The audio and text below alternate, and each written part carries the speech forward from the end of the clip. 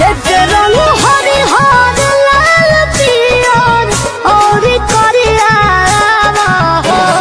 लेके रंग हरी हर लाल पियर और करिया हो।